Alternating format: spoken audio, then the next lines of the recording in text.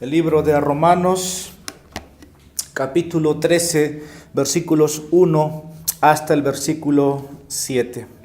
Dice la palabra de Dios: Sométase toda persona a las autoridades superiores, porque no hay autoridad sino de parte de Dios, y las que hay por Dios han sido establecidas. De modo que quien se opone a la autoridad, a lo establecido por Dios, resiste, y los que resisten acarrean condenación para sí mismos. Porque los magistrados no están para infundir temor al que hace el bien, sino al malo. ¿Quieres pues no temer la autoridad? Haz lo bueno y tendrás alabanza de ella, porque es servidor de Dios para tu bien.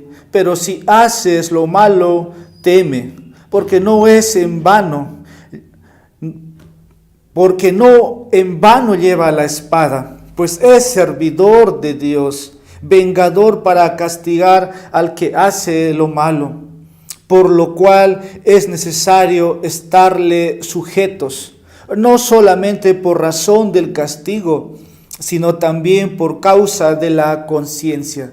Pues por esto pagáis también los tributos, porque son servidores de Dios que atienden continuamente a esto mismo. Pagad a todos lo que debéis, al que tributo, tributo, al que impuesto, impuesto, al que respeto, respeto, al que honra, honra. Vamos ahora. Señor bendito, te damos gracias por permitirnos volver esta tarde. Y hoy, Señor, en tu día queremos seguir anunciando tu misericordia, tu fidelidad con nuestros labios, y agradecidos, Señor, lo hacemos por la obra en la cruz por nosotros. Ahora, Señor, nos disponemos ante tus escrituras, las cuales, Señor, nos has dejado para que pueda ser nuestra guía en todo lo que podamos hacer en esta vida, de cómo agradarte a ti y de cómo también sujetarnos, Señor, a las autoridades que tú pones como servidores tuyos. Pues, Señor, queremos temer a Dios y no contradecir tu mandamiento, pero también nos llama, Señor, a obedecer todo lo que, Señor, tú demandas de aquellos que profesamos tu nombre. Pues permite, Señor, que tu Espíritu Santo en esta noche pueda abrir nuestro entendimiento, que las palabras, Señor, las recibamos a nuestra mente, a nuestro corazón, y que, Señor, eso pueda ayudarnos a tener sabiduría, Señor, a la hora de actuar. Señor, usa a tu siervo, dale, Señor, entendimiento, ordena sus palabras, Señor, y pueda transmitirla también, Señor, con sencillez, con mansedumbre. Gracias te damos. En Jesucristo te pedimos todo esto. Amén. Podemos tomar asiento. En esta noche, hermanos, deseo traerles la palabra a esta sección. Nosotros estamos en la serie expositiva del libro de Romanos y estamos ya para casi los 2 años. Y es la primera vez que voy a tocar este tema como predicador. No lo he hecho antes, pero en la serie en su momento iba a hablar. Y esto lo digo por muchas razones, no porque la serie me permite llegar ahí, sino también nosotros estamos a vísperas, ¿no?, de unas elecciones municipales el próximo domingo, donde habrá un nuevo alcalde en cada departamento del país, donde habrá un nuevo gobernante en el gobierno regional. Por eso quiero dar el título a esta sección: El cristiano y la política. ¿Cuánto la iglesia puede estar involucrado en la política? Pero también individualmente cada uno, ¿cuánto puede estar ahí? ¿Qué tiene que ver la iglesia, ¿no?, y la política? ¿Qué tiene la iglesia y el Estado? ¿Hay separación? ¿Hay confrontación? Son preguntas que quiero responder en esta noche. Para mí es una tarea bien difícil, es muy ardua, no voy a abordar todo, incluso esta noche voy a estar en texto, así que esa es mi guía. Entonces el próximo domingo estamos de elecciones, donde cada cristiano va a participar con su voto y esto jugará un rol importante para el país. Sabemos en el contexto de nuestro país, aquí en Perú, lo que las noticias sale a nivel mundial es que estamos en un caos, no hay moralidad, la injusticia, la corrupción está en todo lado. Por eso el apóstol Pablo nos dice también en primera de Timoteo que oremos por aquellos que están en eminencia. En este caso nosotros no tenemos que preocupar si usted no tiene un candidato fijo, es esto. Orar por el candidato, pero ese candidato debe tener requisitos, debe tener un perfil, debe tener cualidades. Así como en una iglesia se ordena pastores y diáconos y hay requisitos. De la misma manera, Dios establece principios bíblicos que un candidato debe tener. No se trata de ser partidista de manera convenenciera, sino que hay principios que deben regir. Y de eso quiero hablar. Yo sé que aquí muchos de nosotros se han hecho esta pregunta en un momento. ¿Cuánto debería la iglesia involucrarse en la política? Hay un principio bautista que yo antes lo entendía cuando estaba en primera iglesia, ¿no? La separación entre la iglesia y el Estado, eso es claro en un sentido. Pero está la pregunta y también, ¿y cuánto debería yo o usted personalmente como un ciudadano cristiano involucrarse en la política? Yo tengo un lema para mí, ¿no? Un pastor es un pastor. No puede ser un pastor y un político. He visto muchos ancianos o pastores que antes eran pastores, dejaron las iglesias para estar en la política. No se puede ser ni al mismo tiempo pastor y no se puede ser política. Por eso hago la diferencia aquí como un ciudadano cristiano. Y esto es lo que deseo abordar. Informar sobre un buen perfil que debemos buscar cada uno de nosotros. Y me adelanto, un buen perfil significa un buen gobernante. Ahora, un buen gobernante no sé si lo encontremos. ¿Por qué? Porque no hay, primeramente. Solamente Jesucristo es quien gobierna para bien de su pueblo. Entonces, ¿qué hay debajo de eso? Pablo aquí es el autor en Romanos 13. Pablo está bajo el gobierno aquí de Nerón, el primer siglo, y Roma es el que domina el mundo, y Pablo está diciendo, sométanse a toda persona, a las autoridades superiores. Así que si hablamos de un buen gobernante, significa, hermanos, que estos hombres o estos candidatos deben cumplir un perfil. Ilustro como en las iglesias sucede, ¿no? 1 Corintios 3, ahí están los requisitos para los obispos y para los diáconos.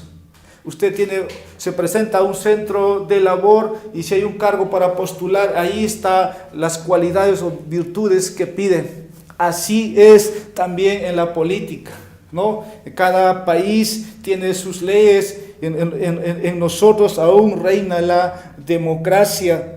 Y así que debemos buscar un candidato, pero también significa, hermanos, confiar en el Señor. Esto vamos a ver que es orar por ellos. Y mientras oramos, el Señor va a actuar también en su soberanía. Gane quien gane en las elecciones, aquí el Señor sigue siendo Dios, sigue siendo soberano.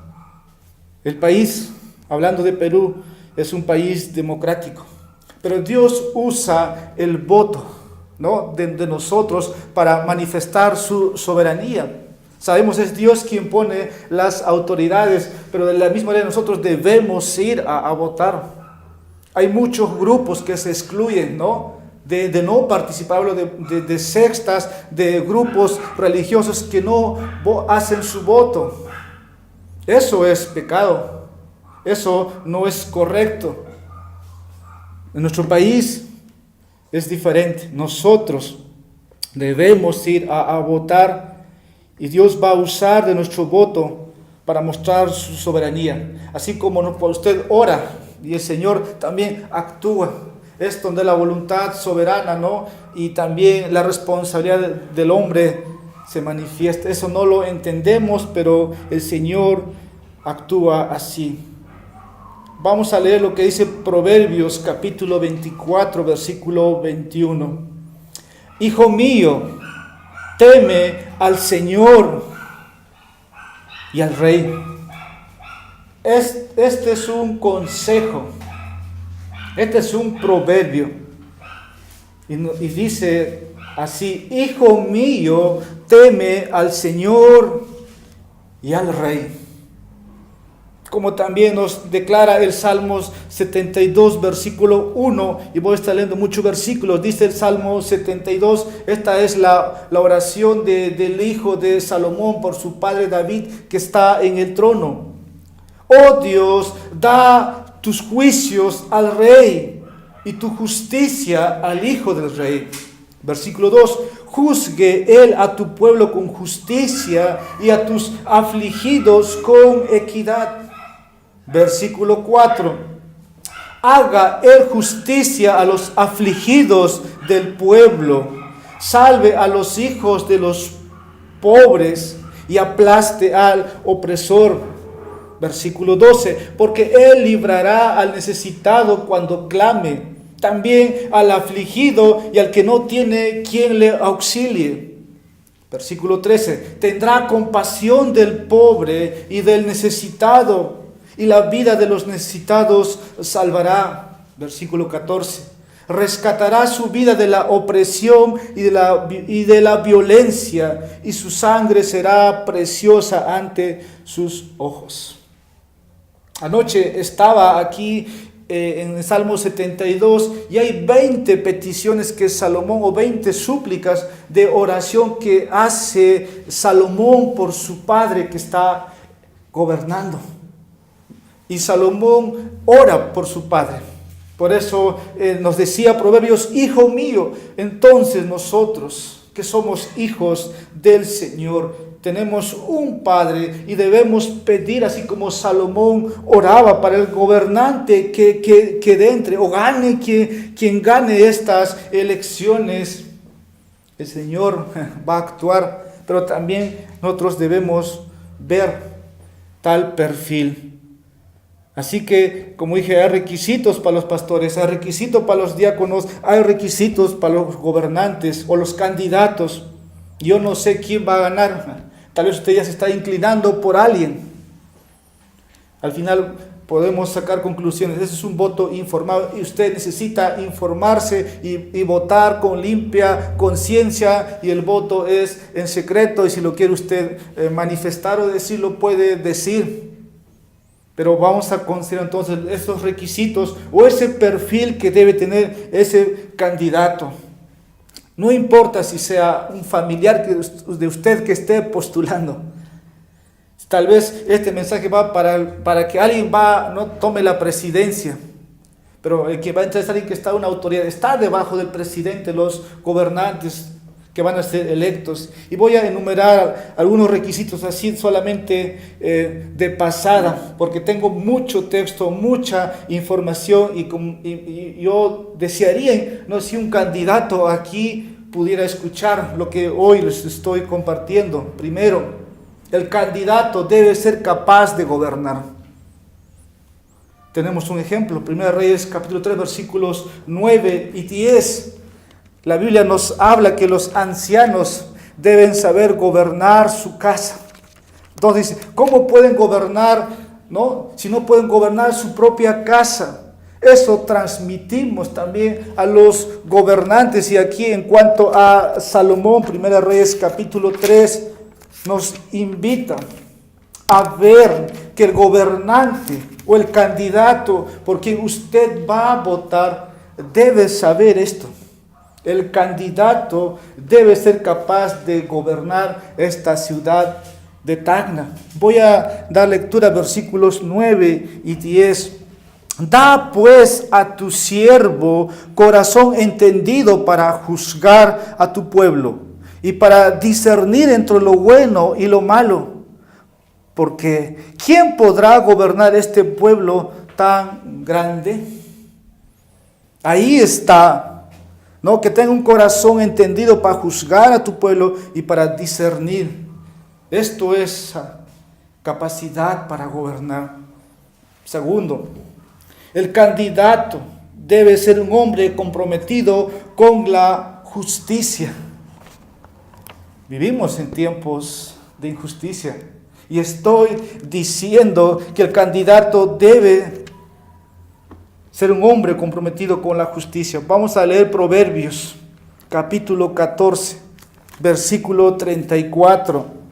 Dice el texto: la justicia engrandece a la nación, mas el pecado es afrenta de las naciones. Entonces necesitamos candidatos, como dije, que tengan este perfil y sobre todo que estén, no que hagan lo recto, aunque traten de ocultar. Hoy día salen los famosos videos, ¿no? Grabados, y al final se descubre que no obraron injusticia y que hicieron injusticia a aquellos que llevaron cargo, aquellos que buscaron justicia no lo encontraron. Eso trae afrenta a un país, en otras palabras, juicio de parte de Dios. Tercer requisito: el candidato debe rodearse de hombres íntegros y competentes. No puede estar envuelto, no puede estar rodeado de hombres que están llamémoslo en corrupción. No puede tener aliados. Por lo contrario, debe separarse. El candidato debe rodearse de hombres competentes, capaces, íntegros. Proverbios 25, versículo 5.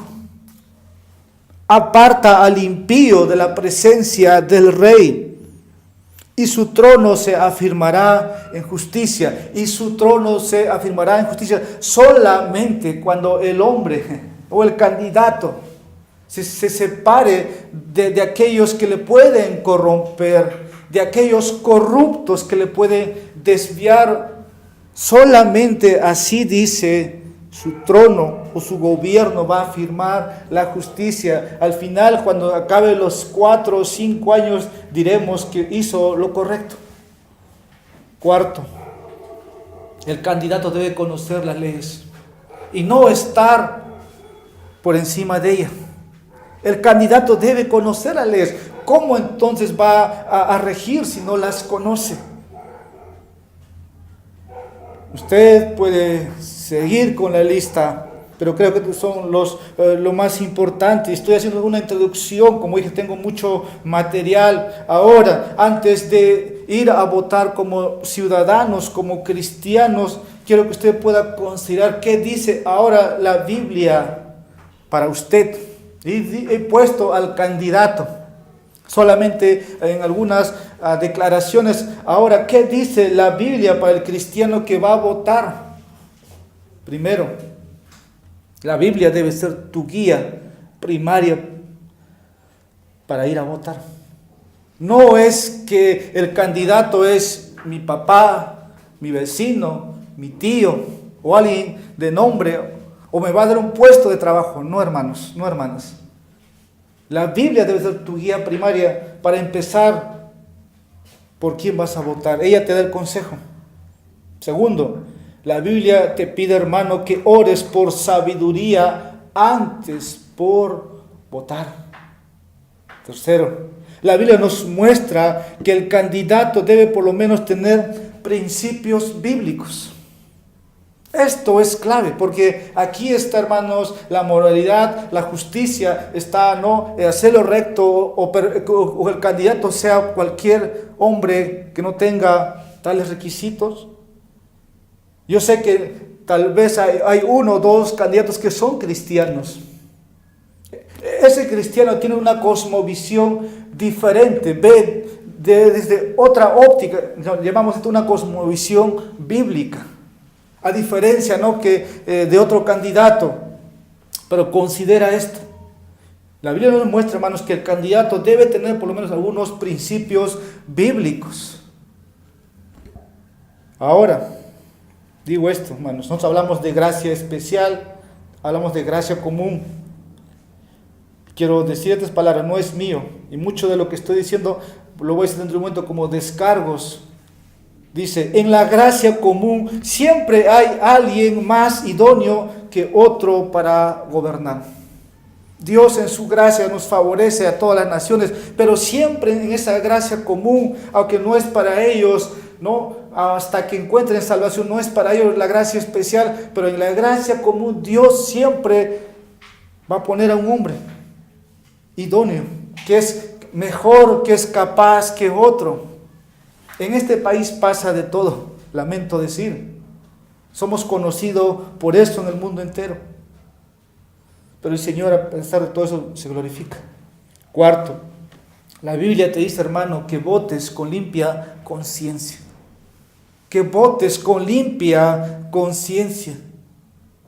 Quinto, la Biblia nos dice que votemos confiando en la soberanía de Dios. Y esto es decir, gane quien gane, el Señor es soberano.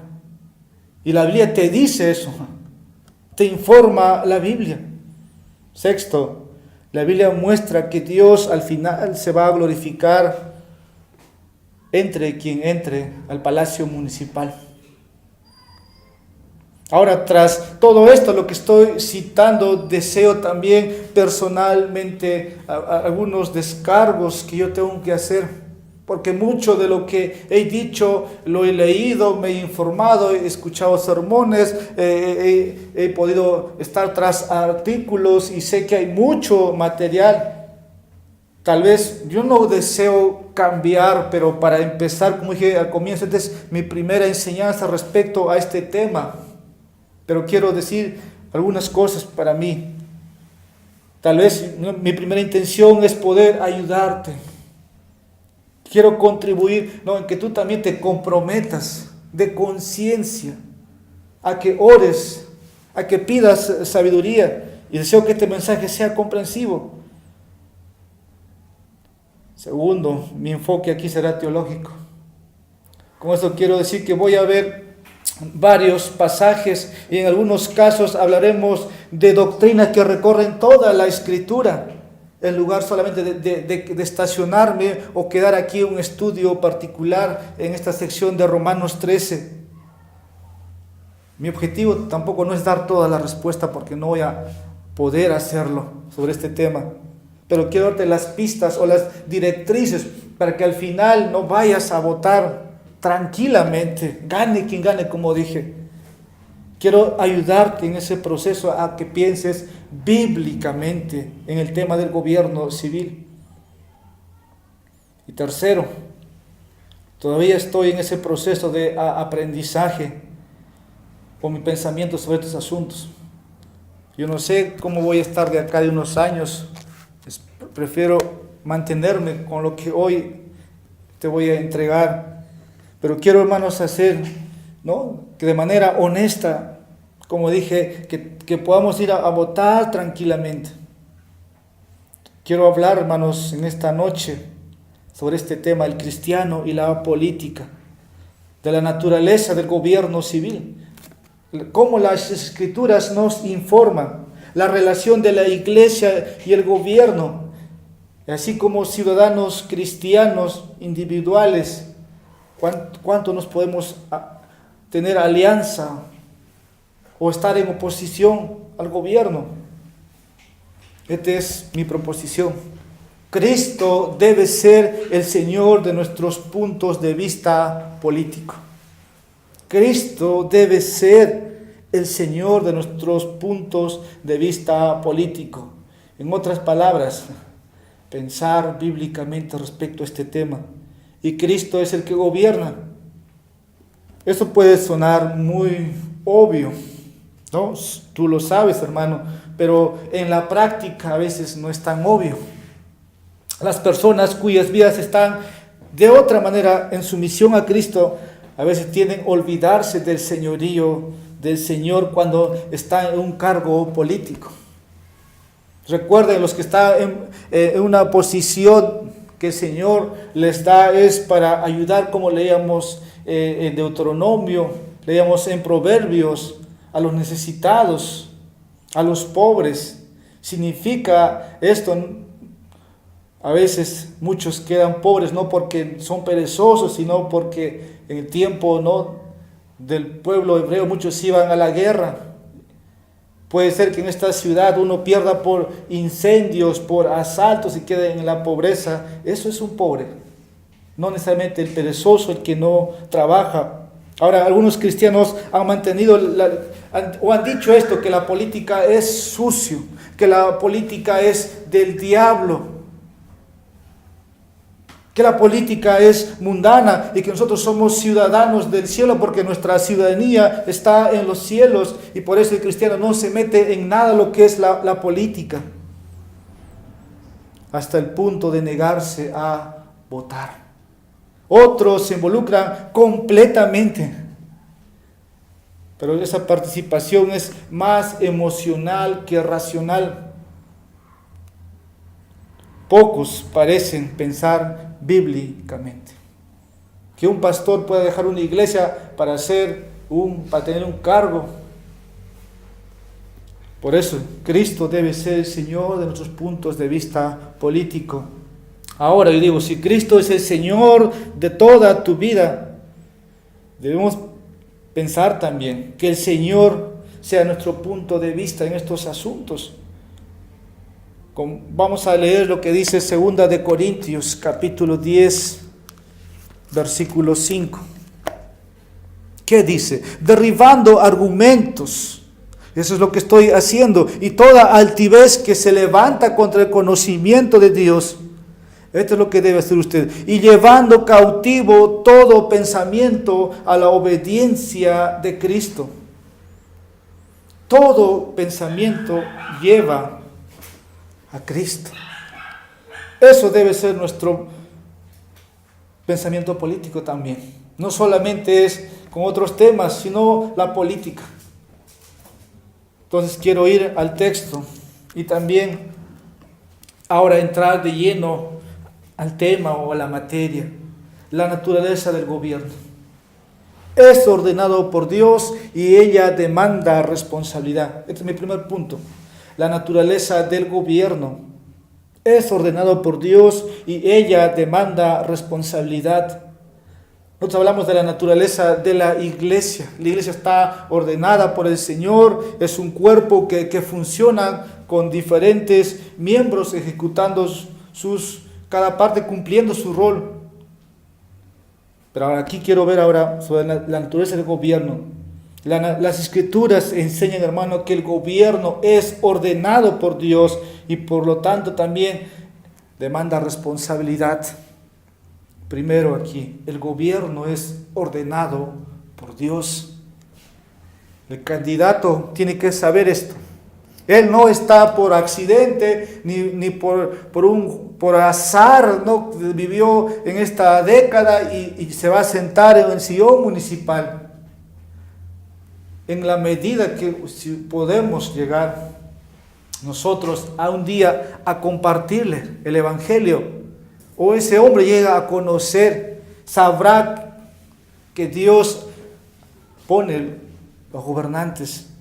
Y Romanos 13, versículos 1 al 7 lo hemos leído, no lo voy a volver a leer, pero nos muestra, hermanos, ahí, cuando Pablo escribió esta porción. Como dije, el emperador aquí era Nerón. Solamente usted un poco de historia puede informarse de quién era Nerón. Nerón no era un cristiano, era un perseguidor de cristianos, era un impío. Él, si quisiéramos votar por él, usted no votaría. Obviamente no lo haría. Él no tenía el perfil ideal. Pero no podemos hacer aquí las reglas, no podemos cambiar. El gobierno es ordenado por Dios y aquí me quiero detener un poco nada más. Que el Señor, hermanos, no nos dé gobernantes que nos van a dominar, que nos van a robar, que nos van a esclavizar.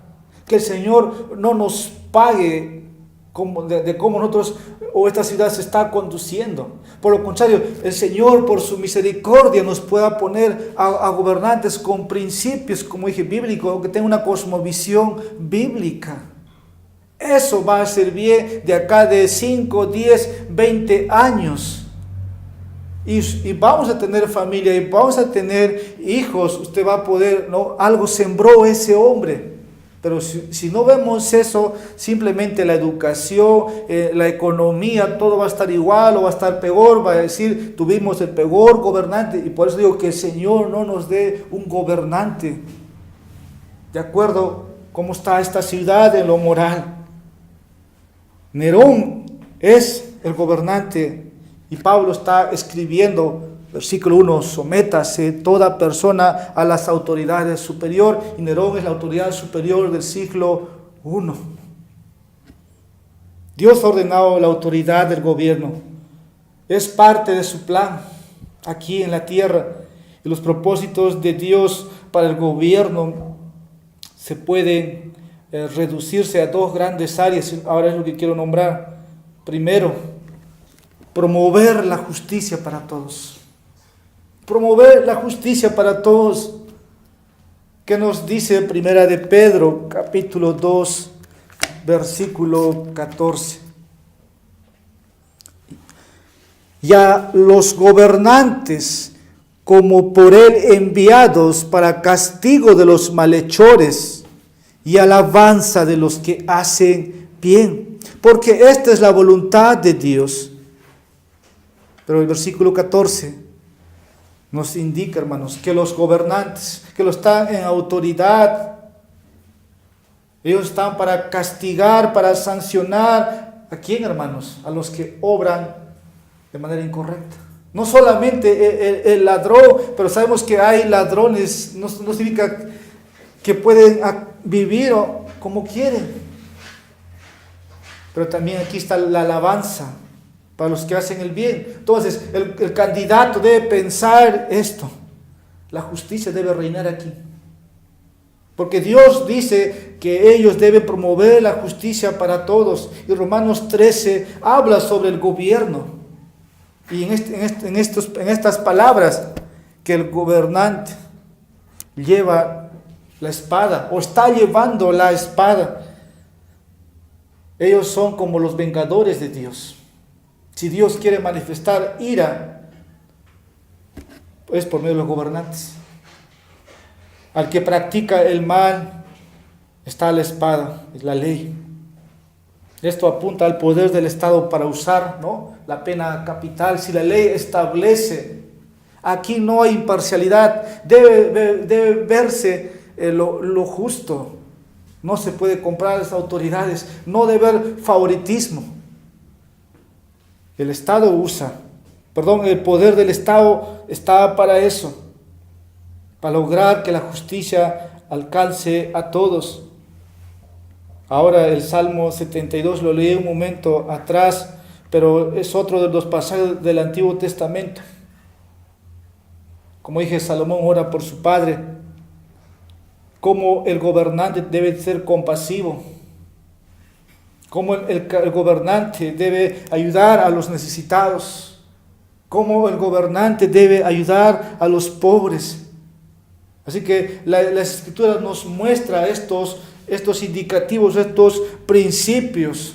Ahora dije pobre un momento atrás, puede ser por alguien que está enfermo, por alguien, ¿no?, que por situaciones puede quedarse sin nada.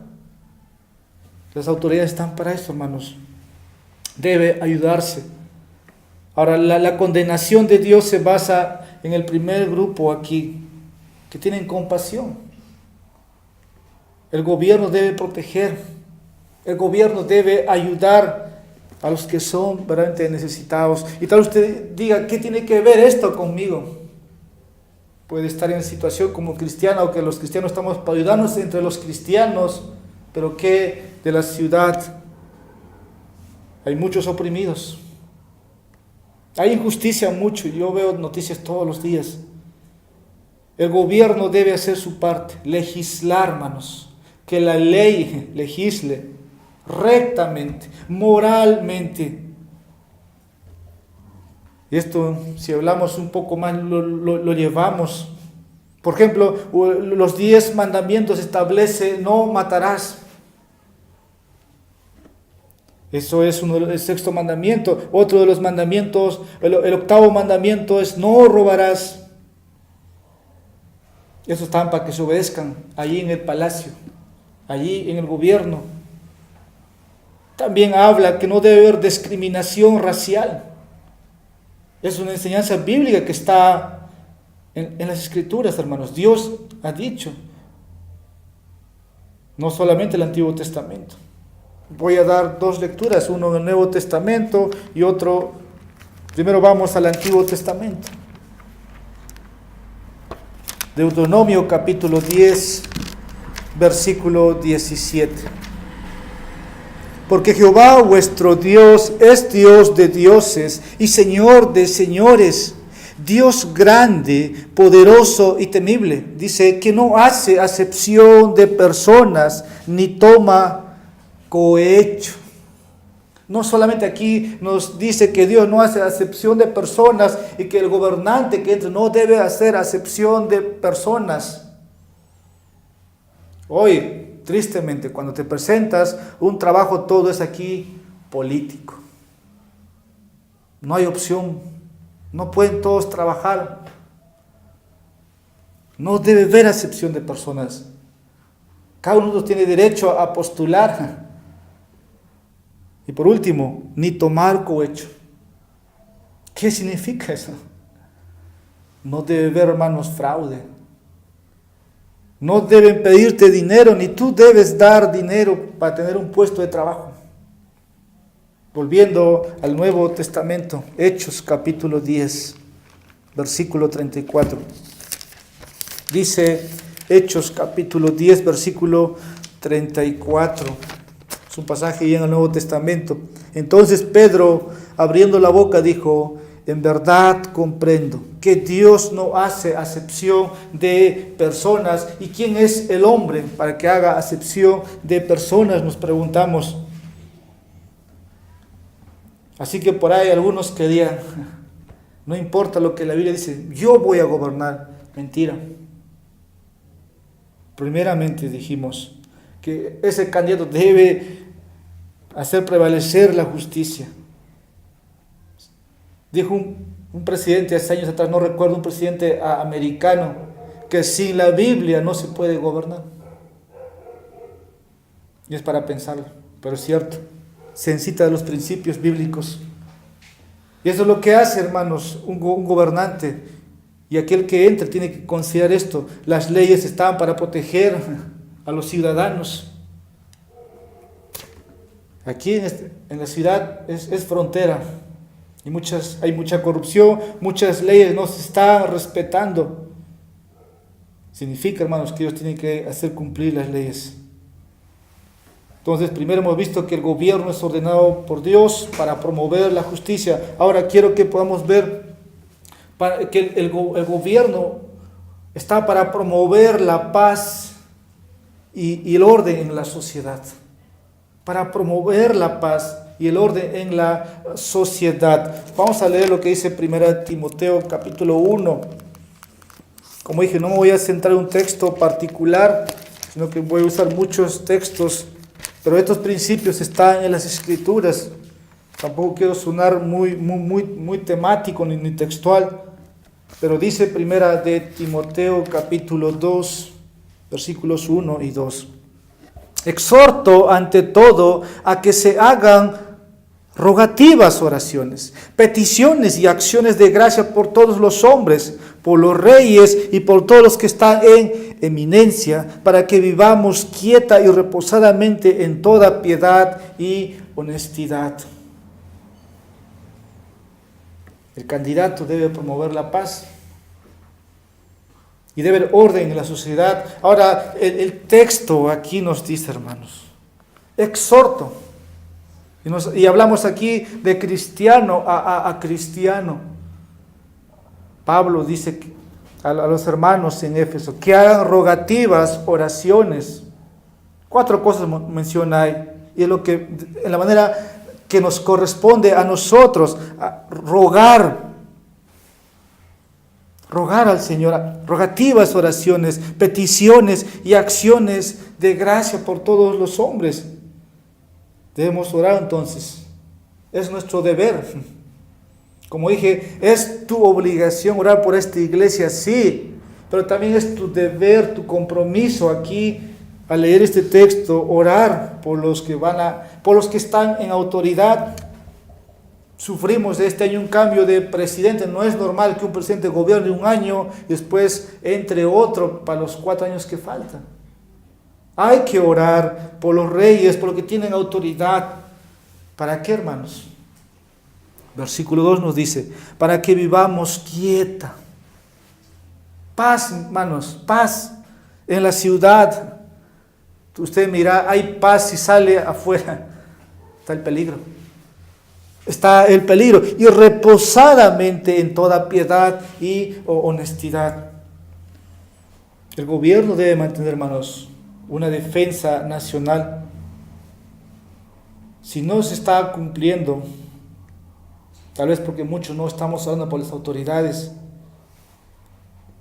nos están robando la paz, nos están robando la libertad.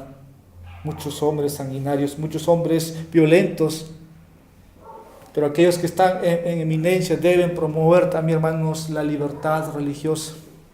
Tal vez esto no involucra directamente al alcalde, al gobernador, pero tenemos hombres que nos representan de cada departamento en el Congreso, que si las leyes cambian, no habría libertad religiosa. No podríamos reunirnos aquí, las puertas estarían cerradas y habría que volver como en las cavernas o en las casas, escondiéndonos. Debemos orar para seguir teniendo, para que los que están en eminencia sigan promoviendo la libertad religiosa. Y anoche estaba buscando la constitución política de nuestro país sobre los derechos humanos. Usted tiene que conocer también, porque usted no conoce sus derechos, muchos se abusan sobre usted. Así que el gobierno es ordenado por Dios, está para promover la justicia. Y ahora, siguiente punto, el gobierno es responsable ante Dios. Debe saber cada candidato. Van a dar cuenta a Dios por su gobierno. No solamente es hablando de los pastores por la iglesia, sino también de aquellos que están en autoridad. Si usted postula a un cargo público del Estado, usted va a dar cuenta también. No solamente esto es para el alcalde o el presidente, porque puede ser que usted haya actuado desfavoreciendo a otros.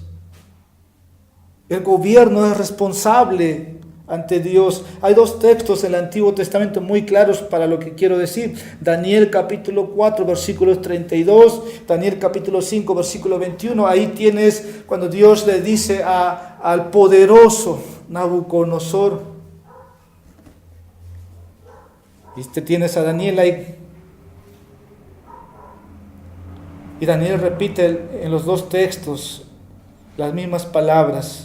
Que el Dios Altísimo domina sobre el reino de los hombres y que lo da a quien place. ¿Verdad? Dios da.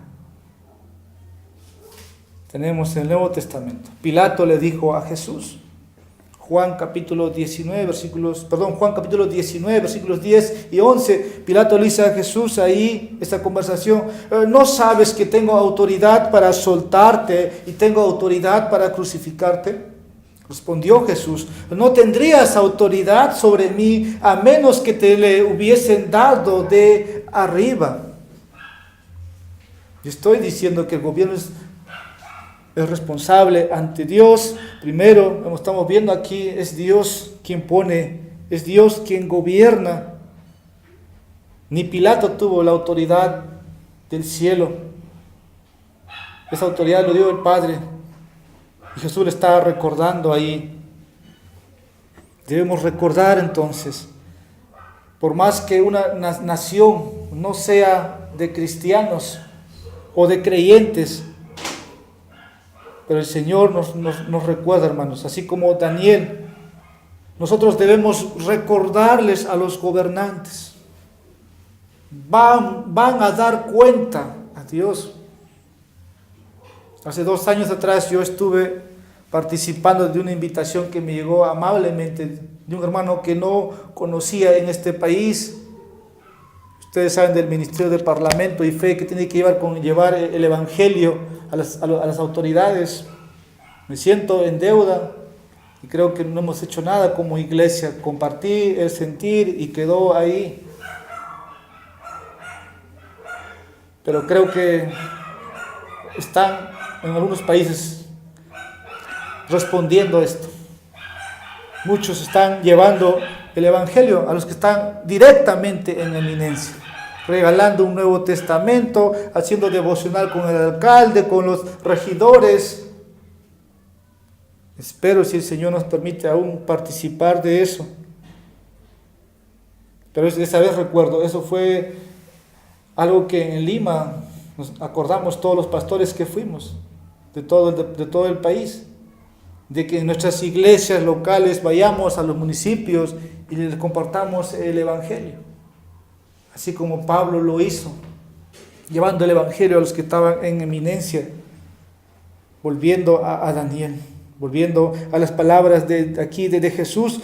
No tendrías autoridad, dice Jesús, sobre mí, a menos que el Padre te lo hubiese dado de arriba. Ahora, como creyentes en esta ciudad, tenemos un compromiso. Pero la gente, hermanos, la gente que no conoce tiene que saber también, es Dios quien está poniendo, aunque la gente esté descarriada, tanto el gobernante, tanto la multitud son responsables ante Dios. Ahora quiero ir al segundo punto de la enseñanza, la relación entre la iglesia y el gobierno.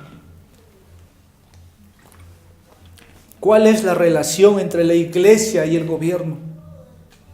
Y aquí un poco voy a sonar, no sé, para algunos un poco desconocido. No separación total, ni identificación total, sino confrontación. No separación total, porque nosotros tenemos que decir algo a ellos. Tampoco somos políticos, pero sí confrontación. Primero, no separación total. No existe, hermanos, la separación total de la iglesia y Estado, aunque es uno de los principios bautistas, en otro contexto de los anabaptistas. No hay un muro, hermanos, de separación entre la iglesia y el Estado. Incluso nuestra Constitución no lo dice. Ahora, como esto fue ordenado por Dios para promover la justicia, para que puedan gobernar ellos, pero con moralidad. ¿Y quién enseña la moralidad? Y tal vez un poco, ¿no?, absurdo a hablar o repetirme. Yo sé que el gobernante, si no es cristiano, tiene toda la tendencia a ser un Nerón, a ser un Hitler o a ser cualquier hombre, sin principios, sin una cosmovisión bíblica. Pero cuando estoy diciendo no existe una separación total entre la iglesia y el Estado, hablo de lo moral. La iglesia, hermanos, más bien se ocupa de la moralidad. Así como los mandamientos nos dice a nosotros, y es para todos, no robes, señor gobernante, no robe. La moral, la ley de la santidad de Dios. La iglesia se ocupa de la moralidad. Nosotros debemos recordarles, aunque muchos caen, ¿no?, en la codicia y hacen cualquier cosa para obtener a veces un cargo. Eso es lo que quiero decir. Pero la religión no tiene tampoco, hermanos, una cabida completa. Como dije primero, no separación total, ahora no identificación total. La iglesia debe tener cuidado de ser conocida por el Evangelio y la justicia, no por una postura política partidista. Repito, no identificación total, quiero decir con esto, la iglesia debe tener cuidado de no ser conocida por otros asuntos. Debe ser conocida por el Evangelio y la justicia. no por una postura política o partidista. Hace años atrás venían candidatos a la presidencia e entraban a las iglesias y pedían el púlpito para comprar o para ganar un voto de la iglesia, y compraban muchos pastores. O los candidatos venían y regalaban sillas a las iglesias. Eso pasaba aquí en Perú. No digo nombres, pero eso no se hace. Y aquí quiero, hermanos, decir, el evangelismo, debemos ser conocidos por eso, hermanos, no por el poder político. Es el principal medio para enfrentar más bien el problema del mundo, el evangelio. No la política. No necesitamos la política nosotros los cristianos para cambiar el mundo o esta ciudad, sino necesitamos hacer evangelismo para que los problemas de esta ciudad se solucionen. Muy claro creo este principio. Ahora, si nos olvidamos de esto, es pecado. Algunos años atrás, en el presente, se promueve mucho el evangelio social. No sé si usted ha escuchado, muchos teólogos liberales cayeron en esa trampa. Ese es hoy día el asunto, como siempre entendemos, es el corazón. Tales personas que están en autoridad no tienen una relación correcta con Dios. Nosotros estamos para eso. Esta semana compartí esto. Jesús no nos ordenó ir a ganar carreras políticas. Él nos ordenó más bien ir y hacer discípulos a todas las naciones. Segundo, hay que conocer aquí la doctrina de la depravación total. Siempre debe estar de vista cuando la iglesia toca el asunto de la política. Porque el hombre, hermanos, tiene un corazón corrupto. Engañoso es el corazón, dijo el profeta Jeremías. Y el hombre está inclinado a hacer el mal todo el tiempo. Por eso la doctrina de la depravación total debemos recordar. Esos hombres o mujeres, ahora entran mujeres en la política, pueden caer. Porque son, como dice la Biblia, pecadores. Todos somos pecadores. Y la iglesia debe recordar. Y creo que los cristianos a veces se equivocan. Y a veces solamente juzgamos, ¿no? A veces por lo que nos ha afectado su gobierno, nos hizo daño. No, hermanos, recuerden la doctrina de la depravación total. Esta doctrina está en la Biblia. Todos los candidatos, primeramente todos los cristianos, ¿no? También somos caídos. Siempre van a estar a esto, ¿no? El deseo del poder, el deseo del prestigio. Eso te debe acordar la doctrina de depravación total. Siempre se va a buscar. El cristiano puede caer. Cuando no estás en autoridad, puedes saludar, ser humilde a todos. Pero cuando estás arriba, ya ni saludas al vecino, aunque seas cristiano.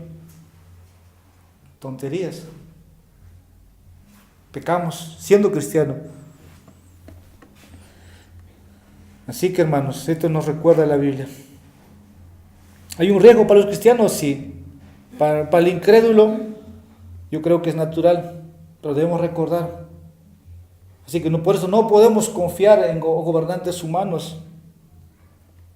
Solo confiamos en el Señor. Ahora, cuando tomas una postura no clara, y es lo que debes hacer al gobierno, a los que nos representan, siempre vamos a querer nosotros que los cristianos, que la Biblia sea lo primero. Pero ellos desconocen. Quieren aprobar la ley del aborto. Nosotros decimos los cristianos, no, señores. Quieren promover derechos homosexuales. Decimos, no. Eso va a dañar la familia. Pero el cristiano debe tener una convicción muy clara en estos asuntos morales. Por eso, en asuntos, ¿no? Como viene esto de la política o las elecciones, es claro tener en cuenta. Y aquí no tiene que ver si es que es tu tío y promueve el aborto, no votes. No votes. Usted mira obvio, pero a veces por un cargo se puede hacer. Resumo esta parte. La principal preocupación de la iglesia debe ser el evangelio y la justicia, no la política partidista. Ahora, en esta parte, en mi segundo encabezado, no estamos, como dije, unidos totalmente. Ahora hablé de la relación entre iglesia y el Estado. No es de separación total ni de edificación completo, sino ahora de confrontación. La iglesia, hermanos, debe confrontar al Estado en asuntos de inmoralidad e injusticia. Repito, la iglesia debe confrontar al Estado en asuntos de inmoralidad e injusticia. En el Antiguo Testamento, los profetas llamaban a los reyes a dar cuenta de estos asuntos. En el Nuevo Testamento es igual. Juan el Bautista confrontó a los líderes religiosos, también a los políticos. ¿Y quiénes eran los políticos? Y por eso a Juan el Bautista lo encarcelaron. Al final perdió su cabeza. El apóstol Pablo se enfrentó a gobernantes. Se enfrenta a Félix y a su esposa Drusila. Sí, lo hizo. De ahí lo hizo ante Festo, lo hizo ante Agripa y Berenice. Hechos 24, 25. Entonces, esto nos lleva a esta pregunta, ¿no? Como dije, es de confrontación. Tenemos que decirles lo que la Biblia nos dice. Hay libertad religiosa, puedes predicar, puedes pararte en las plazas, en el municipio, hermano. Sí lo puedes hacer, simplemente no generes desorden. ¿Hasta dónde podemos unirnos o estar cerca, no? Como dije, la moralidad debe legislar aquí, en medio nuestro. Y aquí quiero tomar algunos puntos de un teólogo. Dice este teólogo John Warwick Montgomery. Algunos puntos lo tengo modificado, pero voy a dar lectura a algunos puntos respecto a hasta dónde podemos estar unidos, ¿no? O podemos entrar. Si la moralidad cristiana debe mantenerse en una sociedad secular. Dice este hermano, debemos distinguir entre absolutos morales bíblicos y áreas grises. Recuerda eso. Debemos distinguir. Lo absoluto, hermano, es lo que Dios dice. Y puede haber áreas sombrías, ¿no? o grises, como dice el autor. Por ejemplo, el aborto es claro. Eso no es gris en las Escrituras. Y no veo cómo un cristiano puede argumentar o votar a favor del aborto. Es muy claro, es muy absoluto en las Escrituras. Esto es una prohibición. Los creyentes piadosos, hermanos, se comprometen por lo contrario. Hacen la diferencia. Muy claro. Está revelado en las Escrituras. Segundo, dice este hermano, no debemos tratar de legislar incluso si las enseñanzas morales genuinamente sean correctas. Y aquí tiene que ver, hermanos, con lo que uno conoce, con aquellos que han creído en el Señor. Para ellos la palabra de Dios es todo. No queremos aquí, tal vez no directamente, a los que están en autoridad, enjuiciarles, pero la Biblia les dice claramente que ellos deben enseñar, incluso deben, llamemos, ser ejemplo de moralidad. Lo que la Biblia dice. Ahora, yo sé que ellos no van a poder cumplir. Para ellos es difícil. Por lo contrario, están en rebelión. Tercero, deberíamos esforzarnos, dice este hermano, por legislar. Deberíamos esforzarnos por legislar todas las enseñanzas morales de valor social de las Escrituras, cuyo valor se puede argumentar de manera significativa en una sociedad pluralista.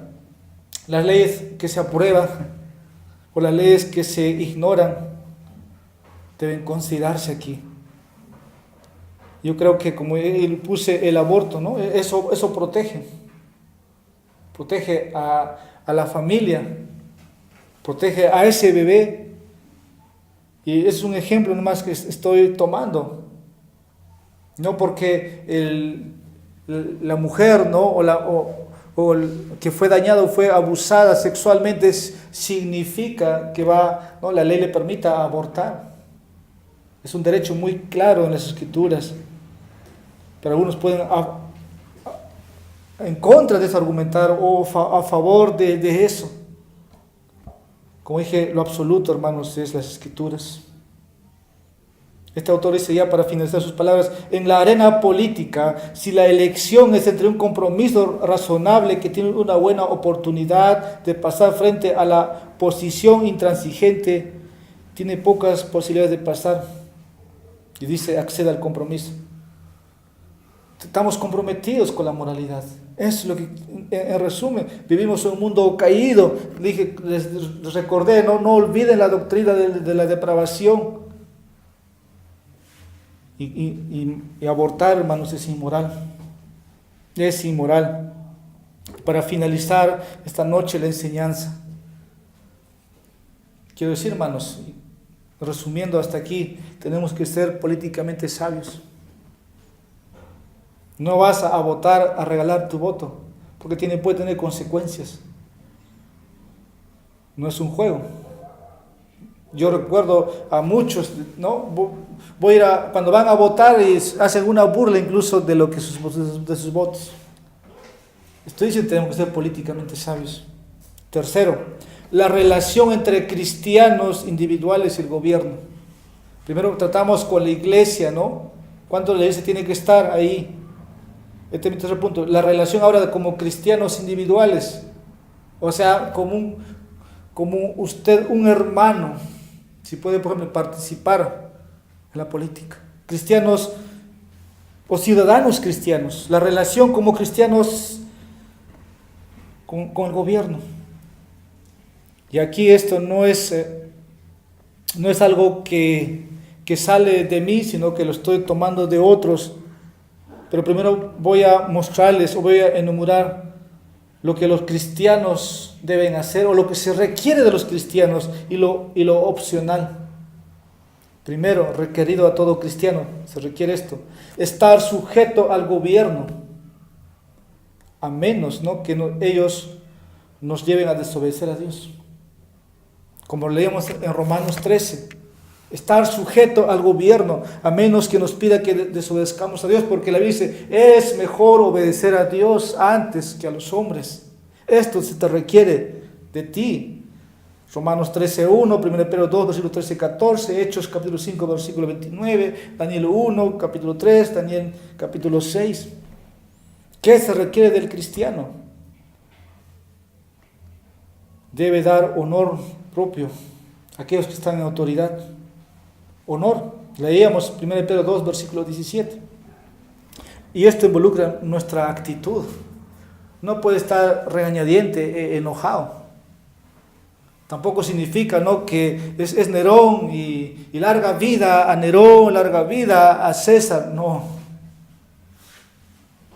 A la actitud. Tercero, ¿qué es lo que se te requiere? Hacer lo correcto y cooperar con las autoridades del gobierno, siempre que sea posible. Repito, hacer lo correcto y cooperar con las autoridades del gobierno, siempre que sea posible. Tito capítulo 3, versículos 1 y 2, 1 Pedro capítulo 2, versículo 15. Cuarto, pagar los impuestos, donde muchos puede ser su área débil, llamémosla así. Pagar impuestos, hermano. Aquí hay todo tipo de impuestos. Tal vez usted no conoce, ¿no? Y a veces eso se omite por ignorancia, pero ante Dios eso es visto como pecado. Romanos 13, versículos 6 y 7, está el texto. Mateo capítulo 22, versículos 17 a 21. Jesús dijo muy claramente, dad a César lo que es a César y a Dios lo que es a Dios. Y Romanos 13, versículos 6 y 7 dice, pues por esto pagáis también los tributos, porque son servidores de Dios que tienen continuamente Asimismo, pagad a todos los que debéis, al tributo, tributo, al que es impuesto, impuesto, al que respeto, respeto, al que honra, honra. No considere, o no ignore, perdón, esto. ¿Qué es lo que más se requiere de nosotros? Evangelizar y discipular a los líderes, ¿no? A los que están en autoridad, cuando pueda hacerlo, hermanos. No significa usted que nunca va a predicar o va a compartir el evangelio a un alcalde, a un regidor. Sí lo puede hacer. Cuando estuve en esta invitación en Lima, el único factor creo que era lo económico. Es fácil organizar, invitar a uno que está en autoridad, un alcalde, un regidor, para que dé algunas palabras y se le puede compartir el evangelio. Pero necesitamos organizarnos, necesitamos movernos. Entonces usted conoce al candidato, puede evangelizar y discipular. Es lo que dice 1 Timoteo capítulo 2, versículos 3 y 4. Dios quiere, hermanos, que ellos también se salven. Mateo 28, versículo 19, usted conoce la gran comisión. Un ejemplo claro es Pablo, Félix ante Festo, Pablo ante Agripa y otros. Séptimo, lo que se requiere de usted, ya estoy acabando, ser informado y votar por candidatos, ¿no? Ser informado de sus proyectos que están presentando y así votar por ellos. A medida, ¿no?, que usted encuentre, ¿no?, propósitos o principios bíblicos en ellos, va a hacer bien a esta ciudad. Mateo 5, versículos 13, 16 y Tito capítulo 3, versículo 1. Ahora, nosotros ya estoy finalizando, pero como dije en el comienzo, el Señor hace manifestar su soberanía, su gobierno también a través de nuestro voto, porque los cristianos pertenecemos. Aunque la Biblia no directamente, diría, aborda, ¿no?, el tema de la democracia, pero no significa, hermanos, que no podemos aislarnos. Como dije, estamos involucrados, sí, en esto. Como dije, algunos cristianos también argumentan que no pueden votar porque son ciudadanos del cielo. No es verdad. Están aquí en la tierra. Están en la tierra. Es guardar silencio. Es permitir que el impío gane. Los cristianos que no votan, hermanos, están renunciando a su responsabilidad y van a responder ante Dios. Eso es lo que se requiere. Ahora, esto es opcional para algunos cristianos, lo que voy a decir.